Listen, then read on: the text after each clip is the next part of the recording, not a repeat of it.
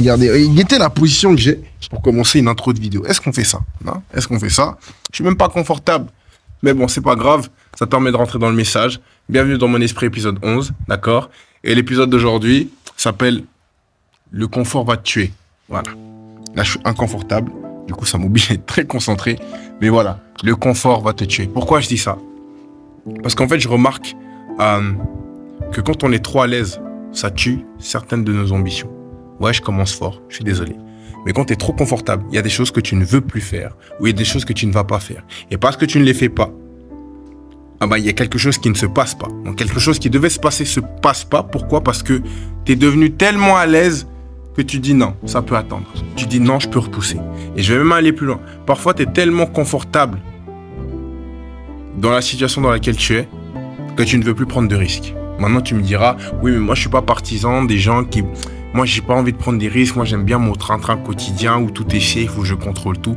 C'est bien. Et si tu es dans ce cas-là, que Dieu te bénisse, Dieu te garde et te fortifie. D'accord? Vraiment, je te souhaite que du bien. Mais pour les gens qui sont pour des gens qui sont... Seigneur, ça va arriver. Pour des éternels insatisfaits, je crois qu'il y a toujours un plus. Et le problème, c'est que parce que tu sais qu'il y a un plus, tu peux pas te contenter de rester à l'aise. Non. En fait, parce que je suis un éternel insatisfait, en fait, je suis peut-être à l'aise pendant un moment, mais il y a un truc à un moment qui va me dire, il y a quelque chose qui doit se passer. Pour vous donner un exemple, je comprends que maintenant. On va dire que maintenant, comment je dois tourner mes vidéos, ce qui fonctionne. Mais ça, c'est aujourd'hui. Ça, c'est cette semaine. Demain, ou après-demain, ou dans un mois, il va falloir se mettre à la page, va falloir se mettre à jour, va falloir trouver de nouvelles combines. Et ça nous demande de sortir. En fait, je dis même pas sortir de cette zone de confort, mais d'élargir cette zone de confort. Donc oui, à un moment, tu ne connais pas, tu ne maîtrises pas. Ensuite, tu maîtrises, tu es à l'aise, tu es confortable. Mais tu ne peux pas rester dedans. Parce qu'à part... En fait, à chaque fois que tu restes dedans, si tu restes dedans trop longtemps, tu meurs. Si tu restes dedans trop longtemps, tu ne progresses pas. Et je vais même aller plus loin. Si tu restes trop longtemps, tu ne progresses pas. Donc, tu n'avances plus. Donc, tu recules. Je sais que quand je dis ça, ça peut choquer. Oui, mais comme ça, je recule. C'est plus dans le sens où le monde avance. Le monde change, le monde évolue. Donc, tu ne peux pas rester dans le confort dans lequel tu es, sachant que le monde avance, le monde évolue. Sinon, tu es en retard. Donc, tu meurs. Quand je dis meurs, je ne parle pas de mourir, tu n'as plus de vie, mais c'est plus dans le sens où, en fait, tu tues ce qu'il y a en toi. Et c'est pour ça que je dis que le confort va nous tuer. Être trop confortable, c'est bien. Il y a des saisons où, voilà, il faut profiter. D'accord, tu as travaillé, comme j'avais dit. Il y a des saisons où, il faut te reposer. Mais trop se reposer, c'est pas bien. En fait, l'excès nuit. L'excès tue, l'excès... Et c'est ça que je remarque. Quand tu es trop confortable, il y a des trucs que tu veux plus faire. Là, je vous parle, je suis pas confortable du tout. Là, je vous cache pas. J'essaie de trouver une position, je sais même plus mal. Bref. Le confort, ça tue. En fait,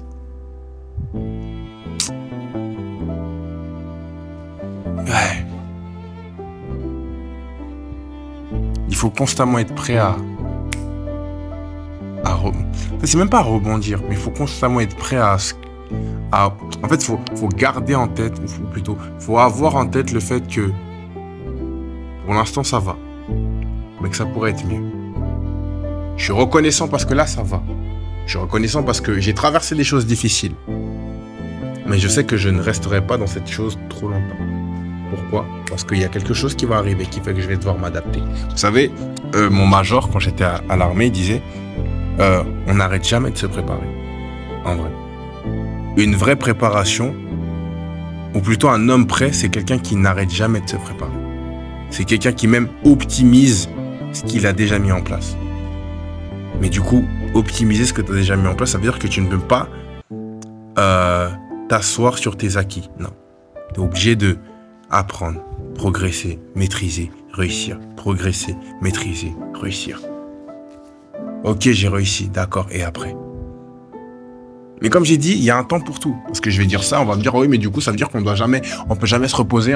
Non, il y a un temps pour tout. Il y a un temps où tu as trimé. Il y a un temps où tu as transpiré. Il y a un temps où c'était dur, c'était chaud. Yes. Et il y a un temps où tu te reposes.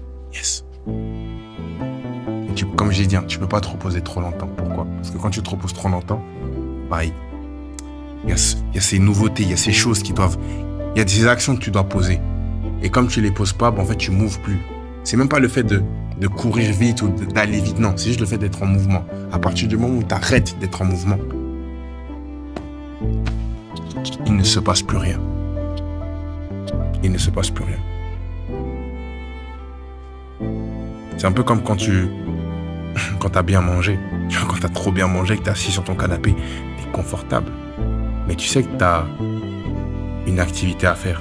Mais le problème, c'est que tu es tellement confortable que tu peux reporter cette activité. Et parfois, le fait que tu aies reporté cette activité, tu as peut-être reporté une opportunité. Tu as peut-être annulé une opportunité. C'est pareil avec le confort. C'est pas une mauvaise chose. Mais un excès de confort, ça nuit. Et pour nous qui sommes bientôt à la fin de l'année, parce qu'on est en juillet, août, septembre, octobre, novembre, décembre, je vous fais pas le topo, on peut encore repousser ce confort-là. Tu peux encore le repousser. Tu peux encore. Peut-être que là, ça va. Et si ça va, gloire à Dieu. Mais sois attentif. Garde les yeux ouverts. Sois éveillé. Est-ce qu'il y a des choses que je peux améliorer? Oui, non. Donc voilà. Je vais pas vous dire... je vais pas parler plus longtemps que ça. Il y a une mouche qui me dérange. Voilà, quand je dis inconfort... Ah là là là. Mais l'inconfort... En fait... Je sais pas... Comment vous expliquer ça?